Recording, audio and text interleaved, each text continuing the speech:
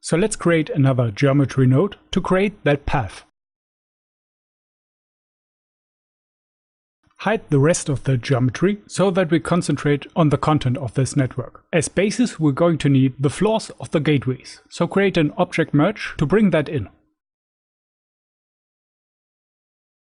Again, we need the center points of each gateway. By now you're probably familiar with the way we can do that. We create the divide node, the facet node, then a primitive node for the scaling, and finally the fuse. That's the basis for this operation. With that input we can create the attribute wrangle that is supposed to find a random path. The wrangle needs to be set to detail. Here we're going to create a complete new set of points that will make up the rough route of the path. We don't want any of the incoming points coming out of this wrangle, so connect the points from the fuse into the second input. But we need some additional data to know where exactly the possible ways are at. So in another object merge, bringing the floor section from the corridors. Connect them to the third input, and now we have everything that we need. Bring up the editor, and the most important thing, for anything random, we need to create a seed. I save the incoming parameter in a float variable, make sure that the UI element gets created, and then we need to initialize some variables that will help us to set this up. We save the amount of gateway center points in a variable max steps. I subtract 1 to match up the point numbers, then some integer point cloud handles, and then quite a few vectors. Again, you don't need to initialize the variables beforehand, and there are quite a few that I'm going to create later. But it helps to keep the wrangle more organized if you write a more complex piece of code. Now I want the path to be randomized, but I also want to be able to force the starting point of the path. So to have that option, make a condition on an integer parameter called origin and check if that's -1. If it's not, create an else branch. Create the UI element and initialize it with -1. With that setting, the path will be completely randomized, but if we provide a number, that's the point number where the path is supposed to start. In that case, it's very simple to get the origin position. Just use the point function on the second input and the origin parameter as the point number. If we don't have a fixed starting point, we also use the point function, but we need to select one of the points you see in the viewport by chance. The core of that choice is the seed. We get a random value from 0 to 1 with the rand function, then fit 0, 1 to change the range of that value to be somewhere between 0 and the max steps. But we don't want a value like 3.5. We want either 3 or 4. So put that statement into a rand function and then cast the value, which is still a float, into an integer. Now we know at which position the path is going to start. That means we can now create the first polyline primitive.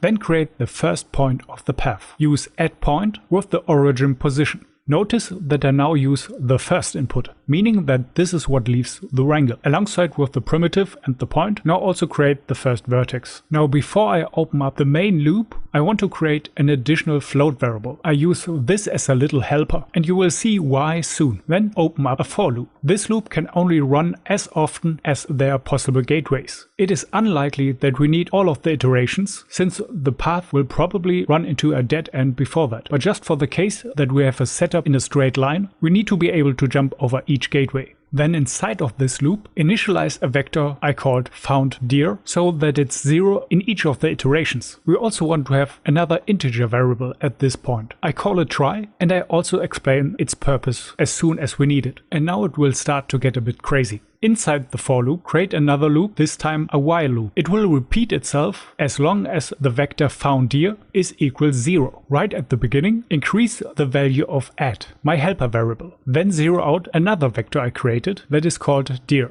And now inside the while loop, we create even another while loop. And this one goes on as long as both the x and the z component of dir is 0. That means we now have a 3 times nested loop. We're practically asking for a deadlock, so we need to be careful. If you haven't noticed, my visibility flag is on the fuse node and not on the wrangle. That means if I hit apply now, the code is not being executed. Now being in the third loop, I once again increase the value of add. And now I'm going to tell you what it's for. As I said, this while loop iterates as long as both components are 0. So now I try to give the x component a value. And I'm going to use the same statement as with the origin point, with the slight difference that since the vector component holds a float, I don't need to cast it into integer. And now I can use my helper variable. I'm adding its value on top of the seed. The fit function then changes the range to a value between -1 and 1. And by using rint, the value can only have 3 possible values: -1, 0 or 1.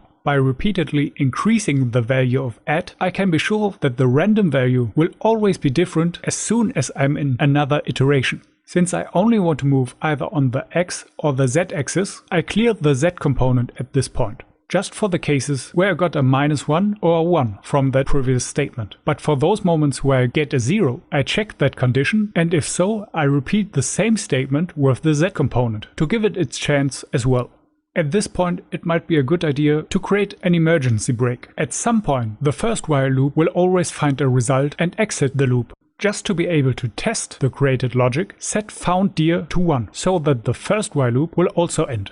And I almost missed something. At the moment, this while loop would only produce 2 different vectors, and that would be the x component being -1 or 1. The z component would always be 0. Maybe pause the video for a second to think about why that's the case. But if you were already screaming at your monitor, my bad.